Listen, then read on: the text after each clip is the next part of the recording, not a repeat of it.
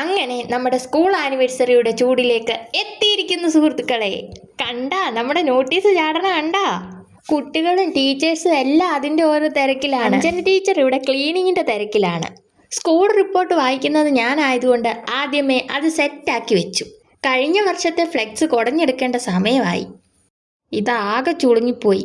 Teacher ഇവിടെ print എടുത്ത് വെച്ചിട്ടുണ്ട്. ഇതെല്ലാം ഇനി ട്രോഫിയിൽ ഒട്ടിക്കണം.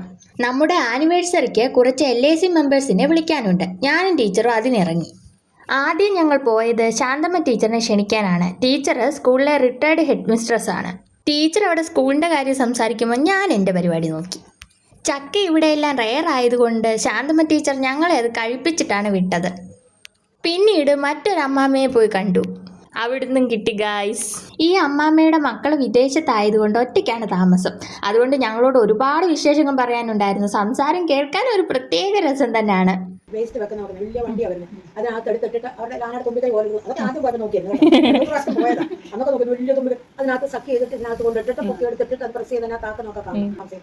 ഞാൻ പറഞ്ഞ നാട്ടിലായിരുന്നു 10 ഞാൻ പറഞ്ഞു നാട്ടിലായിരുന്നു നെല്ലിട്ടിരുന്ന നെല്ലെങ്കിലും ഇവിടെ ഇത് പുല്ല് വെട്ടുക, പുല്ലിന് വെള്ളം ഒഴിക്കുക. ഞാൻ പറഞ്ഞു ഇത് വല്ലാത്ത അസുഖം, എല്ലാത്തിനും പുല്ലിന് വെള്ളം ഒഴിക്കുക. എല്ലാം കൂടെ വെച്ചിരിക്കില്ലേ കോൺഗ്രസ് എന്നിട്ട് പുല്ലിന് വെള്ളം ഒഴിക്കുക, പുല്ല് വെട്ടുക, കരിയില പറക്കി ഇത് കെട്ടി വെളി വെക്കുക. ഞാൻ പറഞ്ഞു ഇതൊക്കെ ഞങ്ങളുടെ നാട്ടിൽ വരെ ചെയ്തിരുന്ന വല്ല ആദായം കിട്ടിയത്. അമ്മാമ്മയോട് സംസാരിച്ചപ്പോൾ സമയം പോയതേ അറിഞ്ഞില്ല. അപ്പോഴാണ് ഞാൻ ഇത് ശ്രദ്ധിച്ചത്. കൊള്ളാമല്ലേ?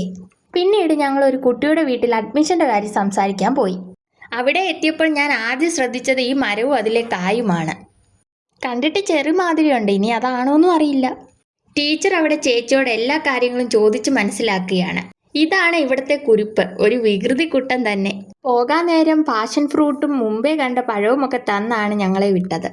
ഇവിടെ ചെടികൾ സെറ്റ് ചെയ്ത് വെച്ചേക്കുന്ന കാണാൻ തന്നെ പ്രത്യേക ഭംഗിയാണ്. ഇതാണ് ഇവിടുത്തെ അപ്പച്ചൻ. ആളൊരു റിട്ടയർഡ് ആർമി ഓഫീസറാണ്.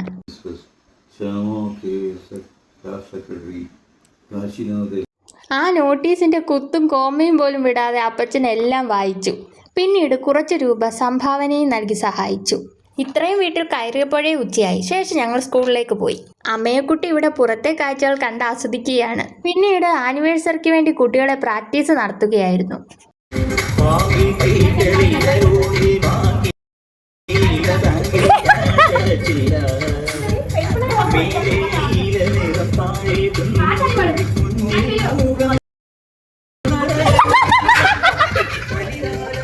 ഇവരോടൊപ്പം ഉള്ള സന്തോഷമൊന്നും പറഞ്ഞറിയിക്കാനേ പറ്റില്ല.